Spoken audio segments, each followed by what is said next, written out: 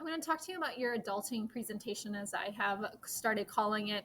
We started coming up with a list in class, and we will be finishing those questions that you guys have about life and about college and everything else that people expect you to know, but nobody ever really sits down and has a time to tell you.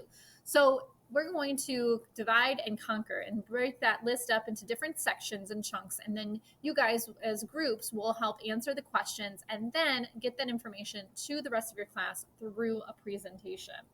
So, the purpose of this is, again, so that you can not only learn about the issues yourself, but also so that everyone else in the class can learn about these things as well. There might be some of these things that you know, and you're like, oh my gosh, I can't believe people like don't know how to do their laundry in college. But guess what? Some people don't, and their parents haven't taught them yet. So this can be an opportunity for that.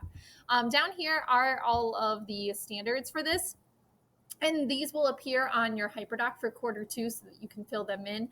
Synthesizing and evaluating multiple sources of information means basically that you're taking information from lots of different places and you're putting it together into one cohesive piece in order to address a question, which is what we're doing.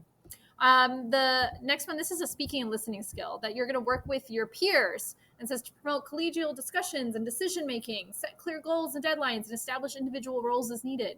You guys are going to work and manage your group. You decide when you're going to work on this. Make deadlines for yourself so that you all make sure that you're on pace.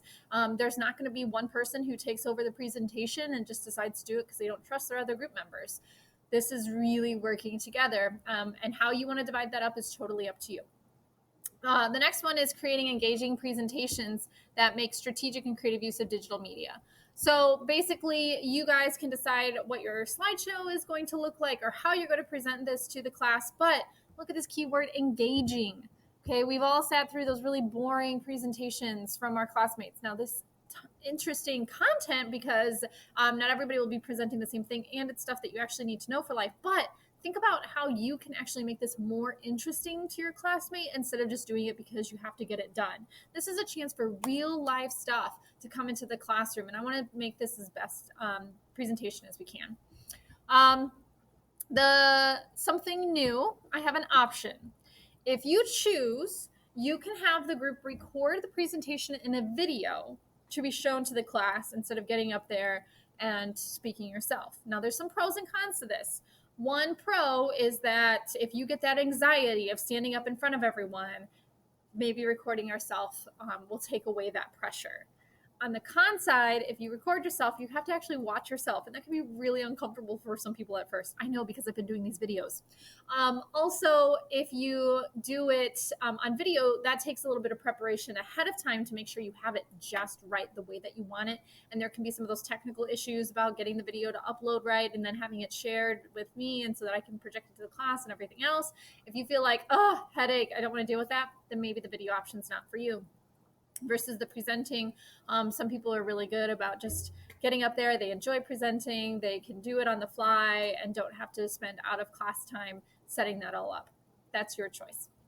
Note, if you do choose to create a video, you do have to go to the media center if you're using your laptop because the microphones on your laptops have to be, I don't know, set, registered. I don't know. They have to do something in the media center with your microphones.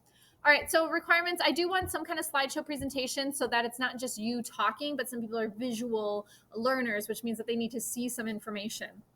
A good rule of thumb is 6x6, which means that you have no more than 6 words on each line and no more than 6 lines per slide.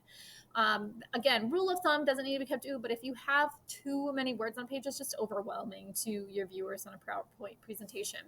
I'm also requiring that each person make a phone call to get some of their information. If you find stuff online, some of it's going to be good information and some of it's not. It's going to be too generic. It's written for everyone who has internet access. We're talking about specifically people who are 18 and just starting out and in our area, maybe specifically for Indiana, what things apply. So make a phone call. If you're answering a question about college, you can call a college admissions office and ask a question.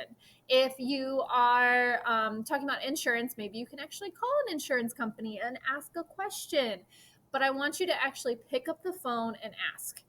A lot of people get anxiety about this too, and it's an important skill. Eventually, you're going to have to make your own dentist appointments. I know it's terrifying for some of you, and others of you have been doing it since you were like 12, but we're going to do this together.